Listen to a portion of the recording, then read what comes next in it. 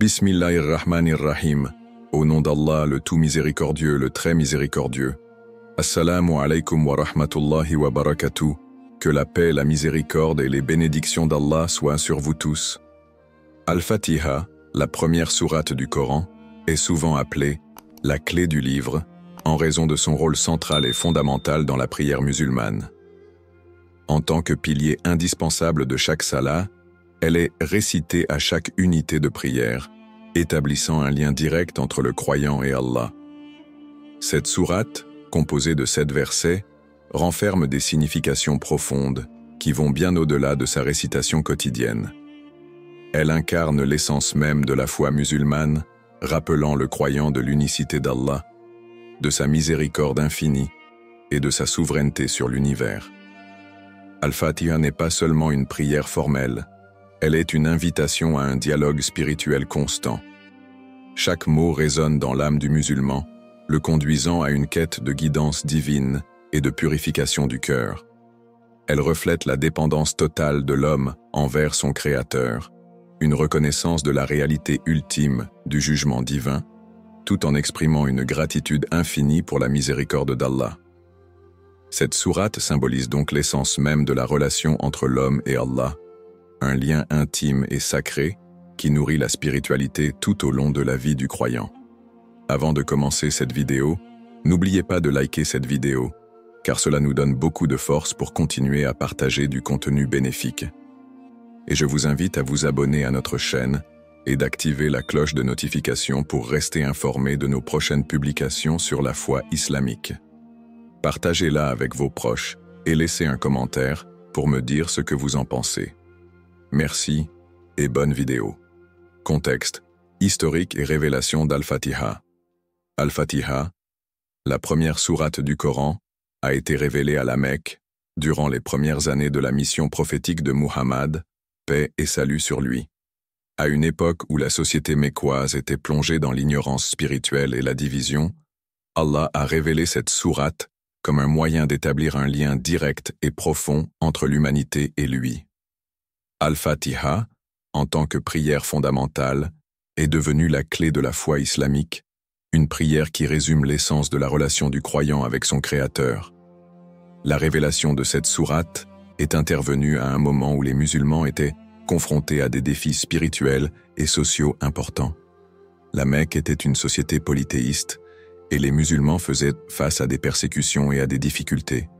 Dans ce contexte difficile, Al-Fatiha est apparu comme un guide spirituel, un moyen de rappeler l'unicité d'Allah, sa miséricorde infinie et l'importance de la prière.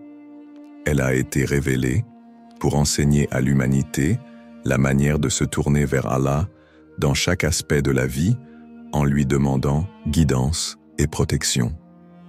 Al-Fatiha est devenue une partie intégrante de chaque prière quotidienne des musulmans, soulignant son rôle crucial dans la vie spirituelle.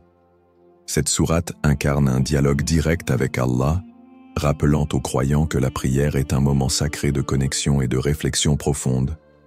Elle a été révélée pour nous rappeler que, dans chaque prière, nous engageons un dialogue intime et essentiel avec notre Seigneur, essentiel pour notre orientation spirituelle et notre survie éternelle. Deuxième analyse détaillée des versets d'Al-Fatiha. Al-Fatiha, avec ses 7 versets, est une prière qui couvre tous les aspects essentiels de la foi et de la relation entre l'humanité et Allah.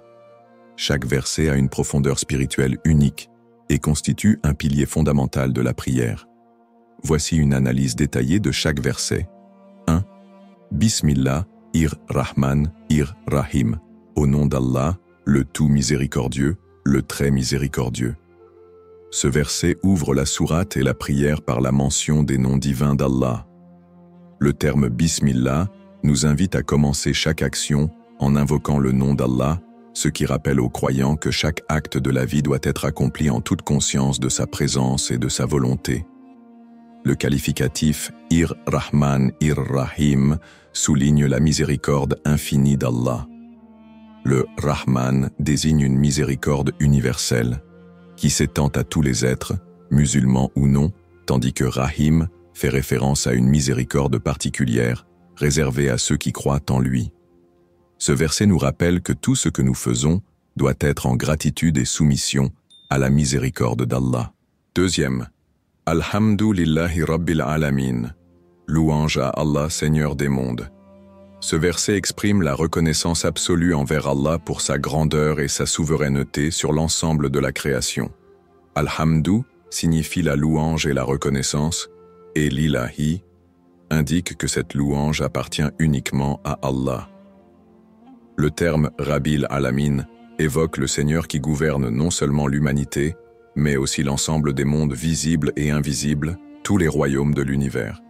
Ce verset instille une attitude de gratitude chez le croyant, un rappel constant que toute la création est sous la souveraineté d'Allah et mérite la reconnaissance de sa grandeur. Troisième, Ar-Rahman, Ir-Rahim, le tout miséricordieux, le très miséricordieux.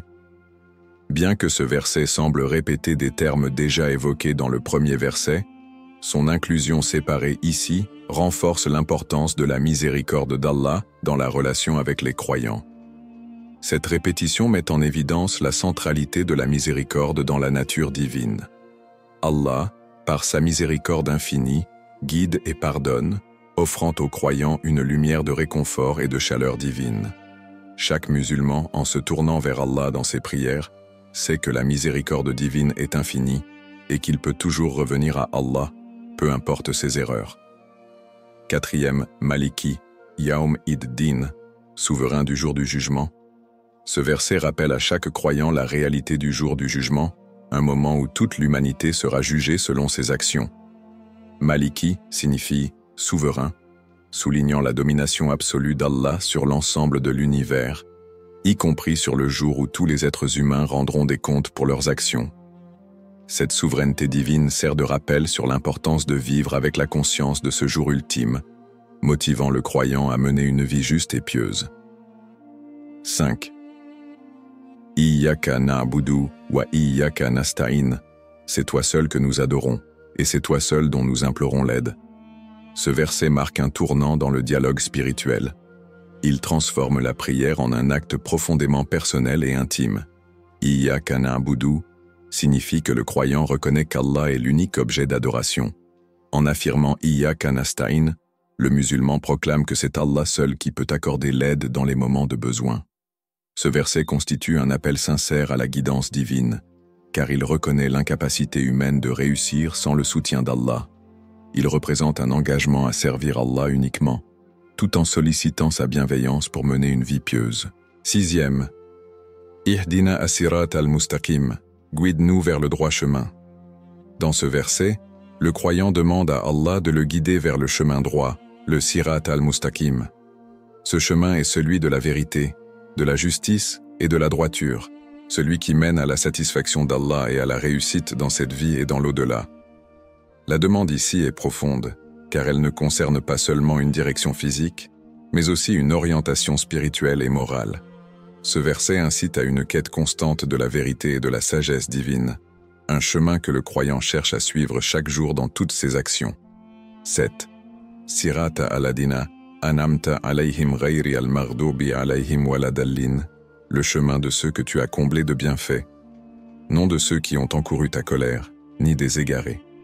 Le dernier verset de la sourate Al-Fatiha est une demande spécifique pour que le croyant soit guidé sur le chemin de ceux qui ont reçu la grâce d'Allah, ceux qui suivent la vérité avec sincérité.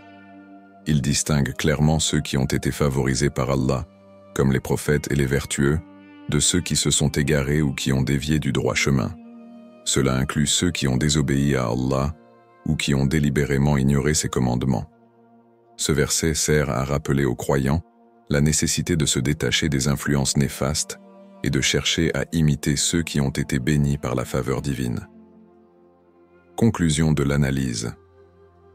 Chaque verset d'Al-Fatiha est un pilier de la relation intime et sincère entre l'homme et Allah. À travers ces 7 versets, les croyants sont invités à reconnaître la grandeur d'Allah, à rechercher sa miséricorde infinie et à implorer sa guidance divine. Al-Fatiha, bien plus qu'une simple récitation, constitue un dialogue spirituel puissant, un moment de profonde connexion et de demande de direction pour chaque aspect de la vie humaine. Troisième, Le dialogue caché entre l'homme et Allah. La récitation d'Al-Fatiha dans la prière représente un dialogue sacré et intime entre le croyant et Allah. Ce dialogue, bien qu'il soit caché sous la forme d'une prière et d'une supplication, est en réalité un échange spirituel profond, dans lequel chaque verset sert de pont entre l'individu et son Seigneur. À travers Al-Fatiha, le croyant s'adresse à Allah mais de manière subtile. Allah répond de manière implicite à chaque appel, forgeant ainsi une relation directe et divine. Ce dialogue n'est pas simplement une suite de mots récités. Il est chargé de sens, de profondeur et de connexion. Premier. Bismillah-ir-Rahman-ir-Rahim. L'ouverture du dialogue. Le premier verset d'Al-Fatiha, Bismillah-ir-Rahman-ir-Rahim, marque le début du dialogue. Lorsque le croyant dit Bismillah, il ouvre la porte à la bénédiction divine, invoquant le nom d'Allah avec un sentiment de reconnaissance et de soumission. Il se prépare à un échange spirituel. Ir-Rahman, Ir-Rahim exprime la miséricorde d'Allah, et c'est une réponse implicite. Je suis avec toi dans ma miséricorde infinie. Ce premier verset n'est pas seulement une introduction, il est une invitation de la part d'Allah à établir une relation fondée sur l'amour et la bienveillance. Le croyant, en prononçant ces mots, est invité à se confier, sachant que sa demande sera reçue avec miséricorde. Cette phrase renforce la conviction que toute prière commence dans la douceur divine. Deuxième, Alhamdulillahi Rabbil Alamin, la réponse de l'appel de l'âme. En récitant Alhamdulillahi Rabbil Alamin, le croyant reconnaît la grandeur et la souveraineté d'Allah. Ce verset incarne une profonde soumission à la volonté divine. Louange à Allah, Seigneur des mondes, n'est pas simplement une formule de reconnaissance. Il s'agit d'une réponse de gratitude, un acte d'humilité qui reflète l'état de l'âme. Allah répond à cet appel de manière implicite.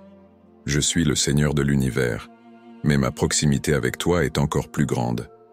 Ce verset invite le croyant à reconnaître sa place dans l'ordre divin tout en se sentant connecté à la grandeur de Allah, non pas comme une créature distante, mais comme une créature chérie et guidée.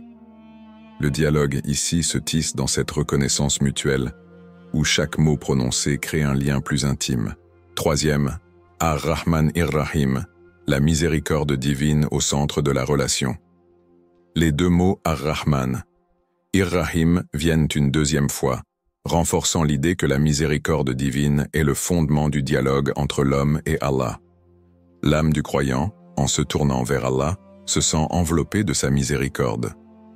Ce verset n'est pas simplement une récitation, il évoque une réponse cachée et immédiate de la part de Allah. Ma miséricorde t'accompagne, tout comme elle accompagne tous les aspects de ton existence. La répétition de ces noms divins souligne que le dialogue entre l'homme et Allah n'est jamais figé. La miséricorde est un échange constant, un lien qui se renforce chaque fois que le croyant en fait appel, rappelant qu'Allah est toujours prêt à guider et pardonner. Quatrième, Maliki Yaum Id-Din, le rappel du jugement, dernier et de la souveraineté divine. Le verset Maliki Yaum Id-Din est une affirmation de la souveraineté d'Allah, un rappel que le jour du jugement appartient à lui seul. Ce verset est un moment où le croyant se souvient de l'ultime responsabilité d'Allah sur l'univers. Cela n'est pas seulement une déclaration de vérité, mais aussi une invitation au croyant à réfléchir à ses actions. En écoutant ce verset, Allah répond implicitement « Je suis le maître du jugement, mais dans ma justice, il y a aussi ma miséricorde. » Le dialogue devient un moment de purification intérieure, où le croyant se rappelle que ses actions ont un poids spirituel. Ce verset influence profondément la relation du croyant avec Allah, car il l'invite à vivre chaque instant en étant pleinement conscient de sa responsabilité devant Allah. Cinquième, Iyyaka na'budu wa iyyaka nasta'in, l'appel au dialogue personnel. Dans ce verset, Iyyaka na'budu wa iyyaka nasta'in, le dialogue devient encore plus personnel. Le croyant dit à Allah, « C'est toi seul que nous adorons, et c'est toi seul dont nous implorons l'aide. » Ici, il n'y a plus de formule abstraite. Il y a une relation directe, un échange personnel. Ce verset répond à une question implicite. Comment puis-je obtenir ce que je cherche? La réponse d'Allah, bien qu'implicite, est claire. Je suis là pour te guider, te soutenir, te pardonner et te diriger. Le croyant, en exprimant son besoin d'Allah, invite la réponse divine. Ce verset rappelle que dans chaque prière, il y a une interaction mutuelle où chaque demande est reçue par Allah dans sa sagesse infinie. 6e Ihdina as-sirata al-mustaqim, la demande pour le droit chemin. Le verset Ihdina as-sirata al-mustaqim est une demande profonde de guidance divine. Le croyant demande à Allah de le guider vers le droit chemin, celui qui mène à la vérité et à la paix intérieure. Allah, dans sa réponse implicite, indique « Le chemin que tu cherches est celui de la lumière et de la vérité, et je serai avec toi à chaque pas. » Le dialogue s'intensifie ici, car la guidance divine est perçue comme une réponse directe à une quête spirituelle. Ce verset est crucial, car il ne s'agit pas seulement d'une demande de direction, mais d'une invitation à s'engager sur un chemin spirituel constant, où chaque pas est soutenu par la lumière divine. 7e Sirata alladina anamta alayhim ghayri al-maghdubi alayhim waladhallin, la distinction entre les gracieux et les égarés. Le dernier verset de la sourate, Sirata alladina anamta alayhim ghayri al-maghdubi alayhim waladhallin, appelle le croyant à se détourner de ceux qui ont été égarés et à suivre le chemin de ceux qui ont reçu la grâce d'Allah. Cela représente une invitation à chercher la communauté des croyants, à s'associer avec ceux qui cherchent sincèrement à plaire à Allah. Ici, la réponse d'Allah est implicite mais forte. Ceux qui ont été bénis avec ma grâce sont ceux qui suivent la voie droite. Le dialogue dans ce verset devient un acte de discernement spirituel, où le croyant cherche activement à se lier à ceux qui partagent la même quête de vérité. Conclusion du dialogue. Caché, à travers la récitation d'Al-Fatiha, chaque verset devient une interaction sacrée, un échange subtil entre l'homme et Allah. Ce dialogue, bien qu'il soit invisible, se traduit par un lien spirituel puissant et personnel, dans lequel chaque mot, chaque appel, reçoit une réponse divine. La prière devient ainsi un moment d'intimité profonde, où la relation entre le croyant et son Créateur se renforce à chaque récitation. Cette interaction quotidienne influence la relation du croyant avec Allah, le guidant et le purifiant, tout en lui offrant une source continue de miséricorde, de sagesse et de soutien divin.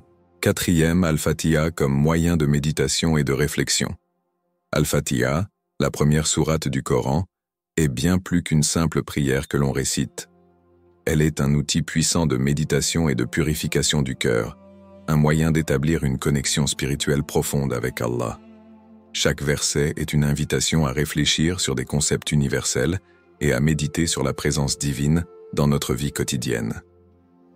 Lorsqu'elle est récitée avec attention et compréhension, Al-Fatiha devient un acte de purification intérieure, permettant au croyant de nettoyer son cœur des distractions mondaines et de se recentrer sur son Seigneur. Première Al-Fatiha comme méditation spirituelle. La récitation d'Al-Fatiha offre un moment privilégié pour la méditation. Chaque mot, chaque phrase est une occasion de se concentrer, de s'arrêter et de réfléchir. La méditation n'est pas uniquement un exercice mental, mais une forme de contemplation spirituelle. Lorsque le croyant dit « Bismillahir-Rahman-Ir-Rahim » au nom d'Allah, le tout miséricordieux, le très miséricordieux, il invite à un moment de réflexion profonde sur la miséricorde infinie d'Allah.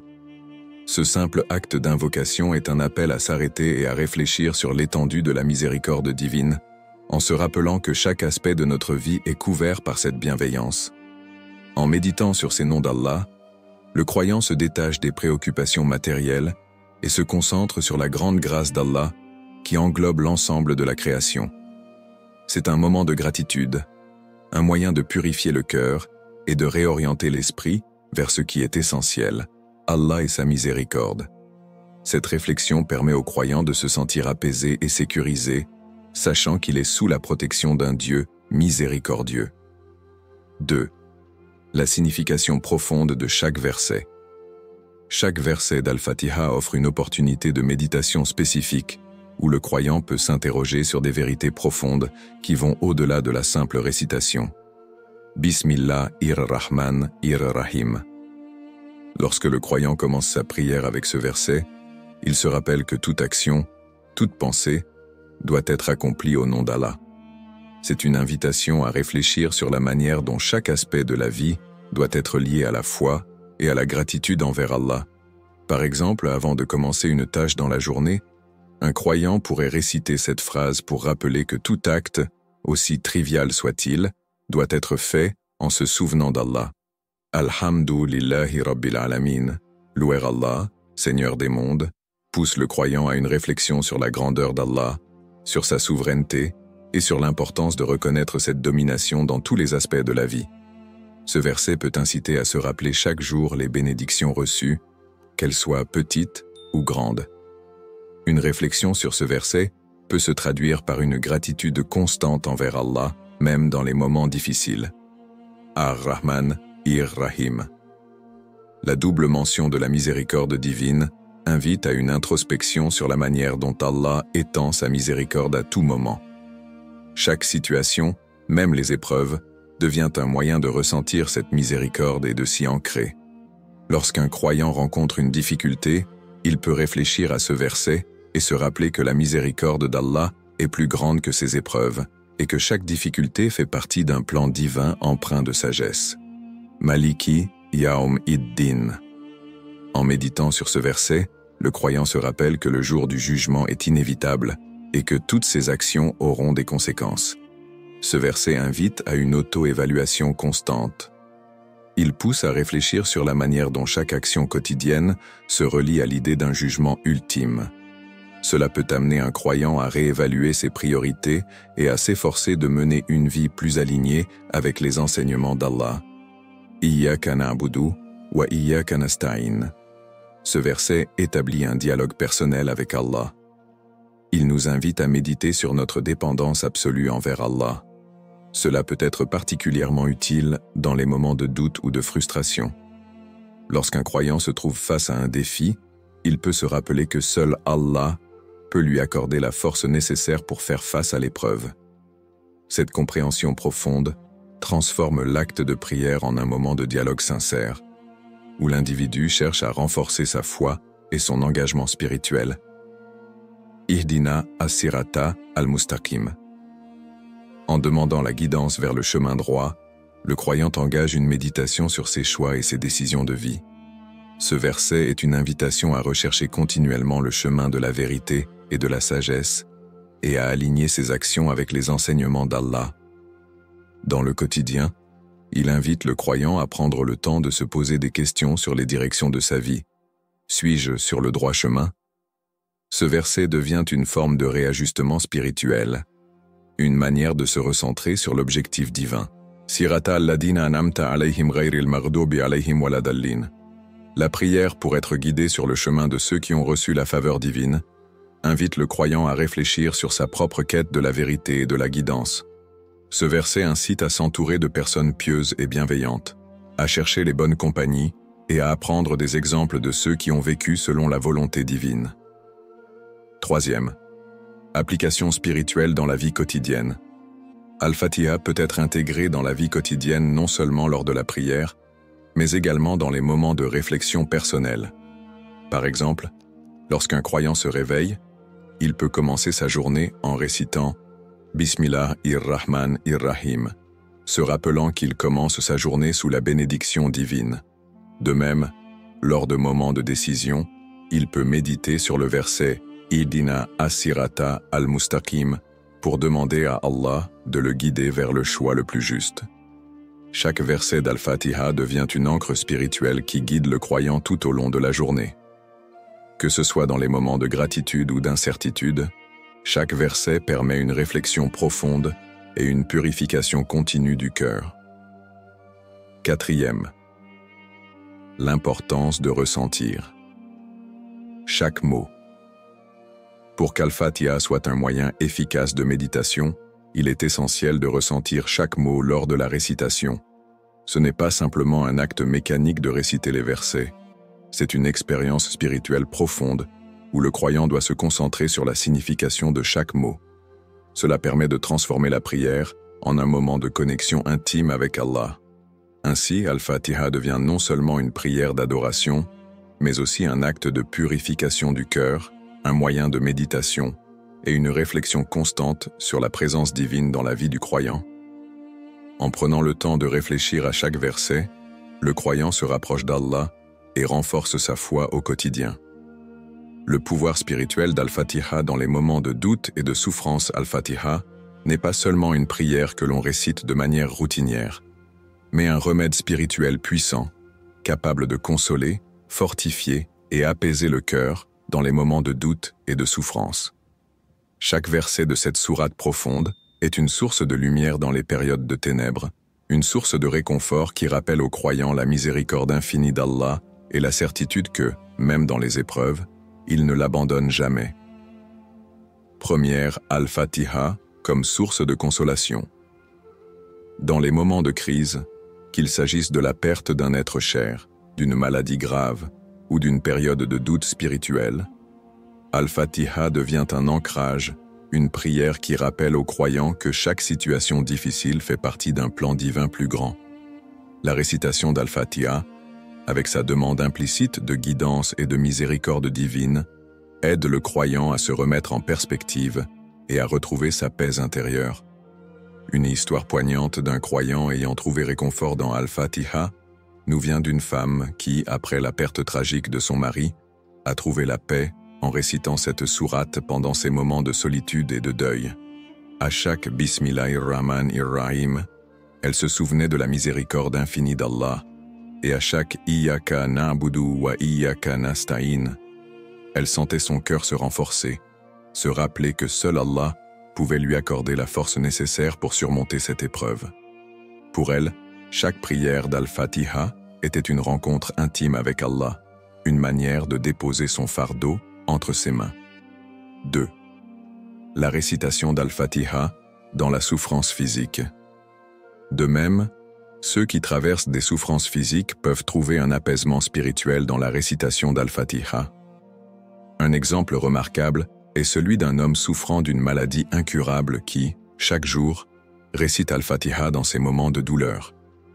Plutôt que de se laisser submerger par l'angoisse de sa condition, il transforme la récitation d'Al-Fatiha en une forme de méditation sur la miséricorde d'Allah. En répétant « Ar-Rahman Ir-Rahim », il se souvient que même dans la douleur, la miséricorde divine est toujours présente. Il trouve ainsi un sentiment de paix profonde et de réconfort, sachant que chaque souffrance est un test divin et qu'Allah est celui qui peut guérir ou alléger sa douleur à sa manière, dans son temps. Troisième, Al-Fatiha comme source de force spirituelle dans les doutes. Dans les moments de doute spirituel, lorsque la foi semble vaciller, Al-Fatiha offre une puissante réponse. Elle rappelle aux croyants qu'Allah est Maliki Yaum Id-Din, le roi du jour du jugement, et qu'il n'y a de souveraineté et de pouvoir absolu qu'en lui. Cela permet aux croyants de se détacher des incertitudes mondaines et de trouver un réconfort spirituel qui lui permet de continuer à avancer avec foi. Un exemple inspirant est celui d'un jeune homme ayant traversé une crise de foi. Face à des épreuves qui remettaient en question sa compréhension de la vie et de la foi, il a commencé à réciter Al-Fatiha chaque matin, trouvant dans ces versets un moyen de recentrer ses pensées sur Allah et sa guidance. La demande « Ihdina as-sirata al-mustaqim » « Guide-nous sur le droit chemin » est devenue pour lui une source constante de clarté et d'espoir. À travers chaque récitation, il retrouvait une nouvelle force pour faire face à ses doutes, conscient que la guidance divine, même dans les moments les plus sombres, est toujours disponible pour celui qui cherche sincèrement. Quatrième, transformer la situation grâce à la pratique de la prière. Au-delà de la récitation individuelle, la prière complète qui commence par Al-Fatiha a également le pouvoir de transformer les situations du croyant.